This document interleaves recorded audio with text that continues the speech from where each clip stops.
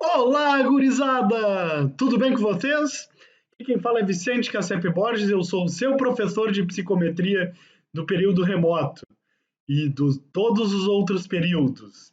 E hoje nós vamos falar sobre precisão de testes psicológicos. Vamos avaliar se um teste psicológico é preciso. Vamos ver como é que se mede essa precisão. Então, por ser um conteúdo tão importante, de antemão já peço o like de vocês. Para quem não for inscrito, eu peço que se inscreva no canal. Se você é novo aqui, se você quiser ver mais conteúdo de psicometria e estatística, o canal é para você. E, enfim, estamos fazendo o nosso melhor trabalho para deixar nossas aulas agradáveis, tá?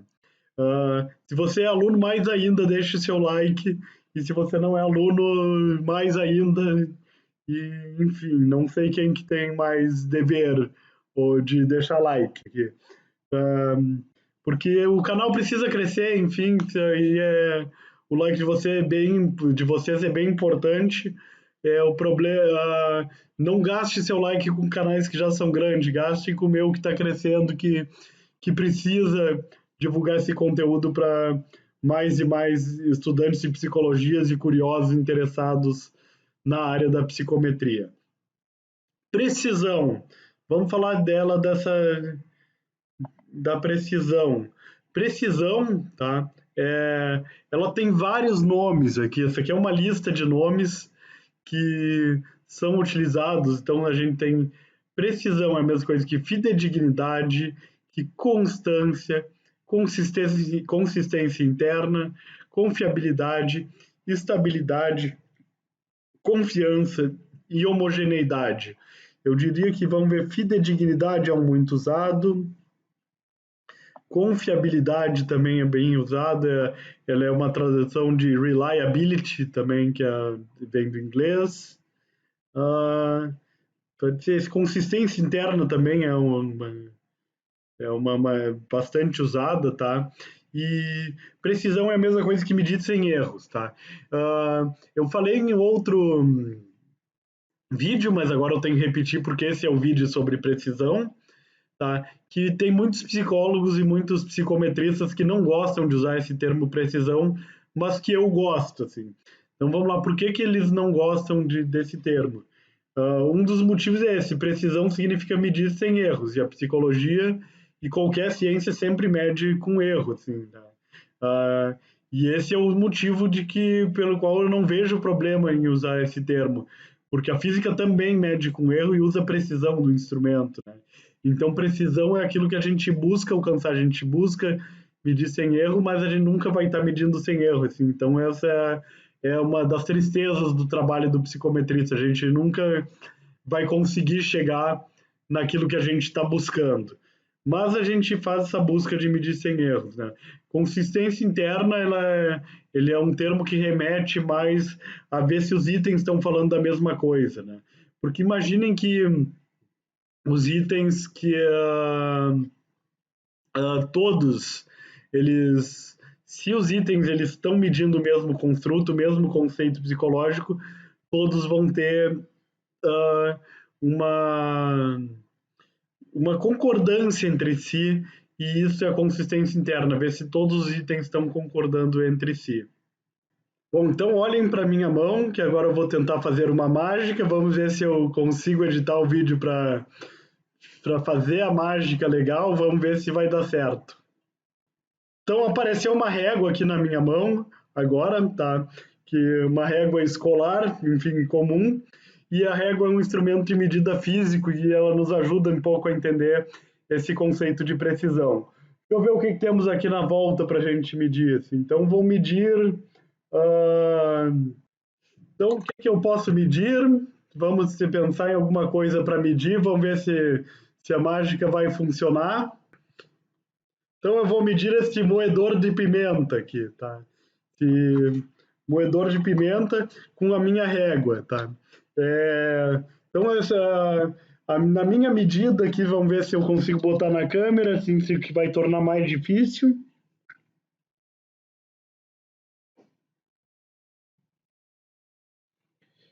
para fazer uma medida precisa, eu acho que tem 12,9 centímetros. O problema é tem que emparelhar, assim, a gente mede emparelhando as pontas. Eu calculei 12,9 centímetros quando não estava olhando para a câmera.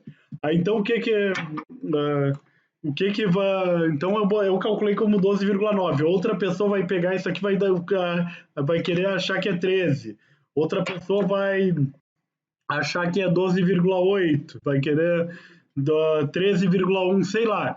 Vai ter várias medidas perto desse ponto, assim, que eu coloquei com meu moedor de pimenta e minha régua, tá? Por quê? O que, que eu quero mostrar com isso? Tentem fazer em casa, peguem uma régua e um objeto e mandem várias pessoas medir na precisão do milímetro, tá? Vocês vão ver que vão chegar em medidas diferentes. Quando começa a ficar muito preciso, vocês vão ver que vão ter medidas diferentes, tá? Então, por que, que as medidas vão ser diferentes?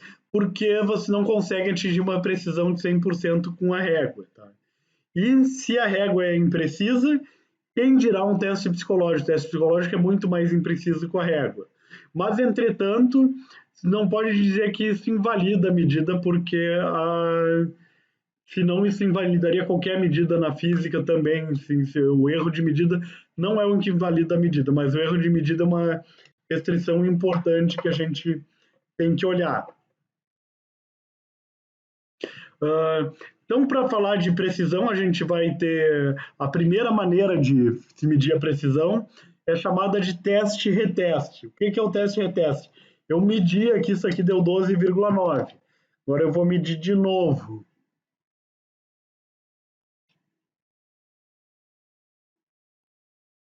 Deu 13 agora aqui. Tá?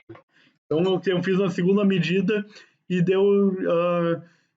já deu 1 milímetro para mais aqui, porque a tampinha deu. Estou olhando se a tampinha está mais alta aqui. Então tá. Então o que que acontece?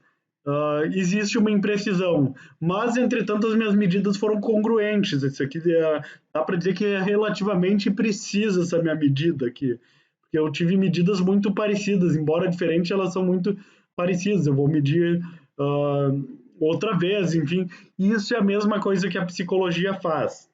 A gente vai aplicar um teste psicológico e depois vai aplicar ele de novo nas mesmas pessoas para a gente ver a precisão desse teste. Aplicando as mesmas pessoas, a gente está medindo o mesmo objeto. Se der o mesmo resultado, o teste é preciso. Certo? Errado, tem um problema aqui. Na física dá para fazer, com o meu moedor de pimenta aqui, dá para fazer. Mas com pessoas são diferentes, as pessoas mudam. Né? Não se entra no mesmo rio duas vezes para pessoas, tá? Se pessoas já são diferentes, então vou medir a inteligência da pessoa numa semana, na outra semana a pessoa está mais burrinha, assim, ou está mais inteligentinha. Esses construtos psicológicos vão variando, assim, né? Então, o amor também, assim, na outra semana a pessoa brigou com o namorado, com a namorada, o amor mudou completamente, assim. Então, isso é bom para o moedor de pimenta, mas para pessoas não é, tá? Além disso, a pessoa aprende o teste. Então, a pessoa já tem uma aprendizagem com o teste. E essa aprendizagem, enfim, é um problema, assim, a pessoa na segunda vez responde o teste e já sabe as respostas. Os coleguinhas já falaram as respostas para elas do teste. Então, fiz o teste de inteligência, fiz a prova de psicometria, toda a turma saiu, conversou sobre a prova e vou aplicar a mesma prova de novo para ver se ela é precisa. Mas todo mundo já conversou, já sabe as respostas. Solução para isso? Formas alternativas ou formas paralelas. Eu vou ter dois testes parecidos, eles vão medir o mesmo conteúdo, mas com itens diferentes, tá? A gente vai ter esse problema, assim, tá? Vai ter essa solução, né? E também traz um problema.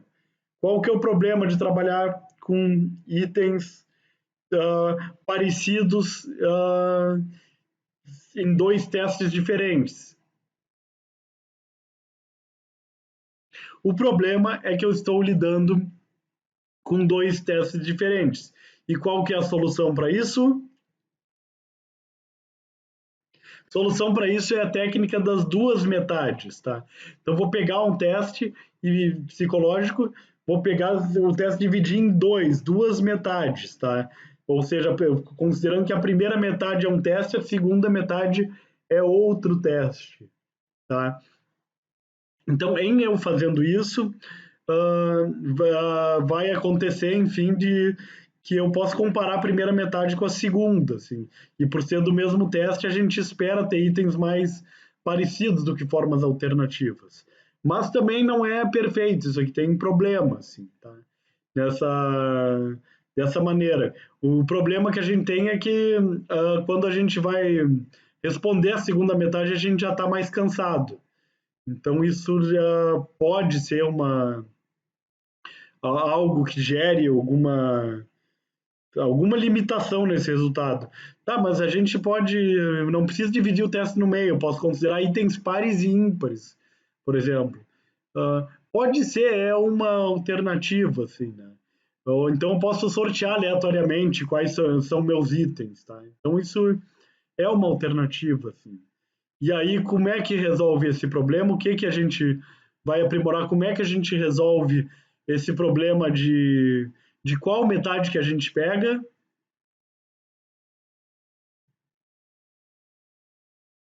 A solução para isso está na fórmula de Kuder-Richardson. Tá? A fórmula de Kuder-Richardson é uma fórmula que vai considerar a precisão ou consistência interna de um teste, da, considerando todas as possíveis metades que a gente tenha, todas as possíveis maneiras de dividir o teste. Só que a fórmula de Kuder-Richardson também tem um problema, ela foi feita para testes de inteligência. Então, qual que é a solução? O alfa de Cronbach. Tá? O alfa de Cronbach é a solução porque ele considera então todas as nossas metades e ali também é possível para escalas do tipo Likert, tá? Que são escalas dessas de 1 a 5, pode ser de 1 a 7, 1 a 9, de 1 a 10, qualquer tipo de maneira que eu queira de quantificar, além de ser considerar testes com 0 e 1, assim, embora muita gente já vi artigo voltando parecerista porque estava falando de testes de certo e errado, que a gente codifica o errado como 0 e o certo como 1, e usou a fórmula de Kuder-Richardson, e usou o alfa de Cronbach, né? O parecerista mandou usar o Kuder-Richardson, mas o resultado é o mesmo, assim, mas para efeito histórico ele usa essa daí que é a primeira, enfim, né?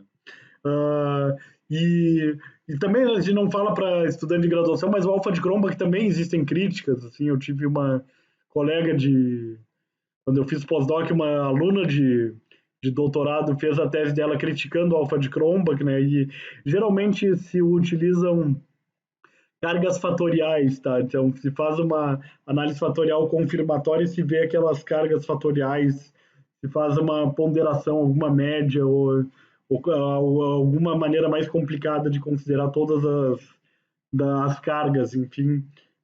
Mas seria essa a maneira seria essa maneira mais precisa de medir a precisão, né, ou a consistência interna, pelo menos hoje. Mas os artigos que são publicados, científicos, utilizam o alfa de Cronbach, que eu mesmo gosto muito de usar o alfa de Cronbach, que é a técnica que eu mais venho utilizando.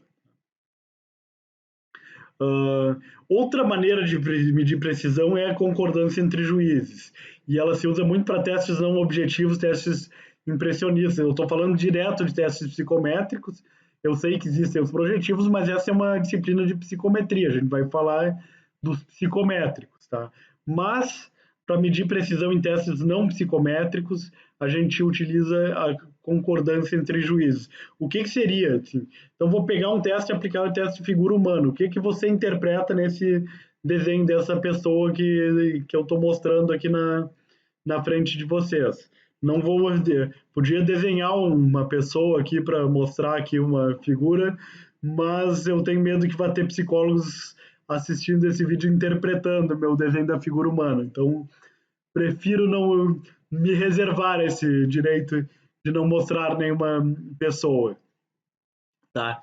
Mas qual que seria a precisão? Se mais de uma pessoa, vamos supor que 5 avaliadores de figura humana olharam para a minha figura humana aqui e chegaram na mesma conclusão sobre mim, olhando para esse desenho, isso é um teste preciso. Agora, se cada psicólogo interpretar uma coisa da minha figura humana, que é o que acontece, né? Uh, mas se cada psicólogo interpretar uma coisa diferente, a gente vai. Esse é um teste que não é preciso. Assim.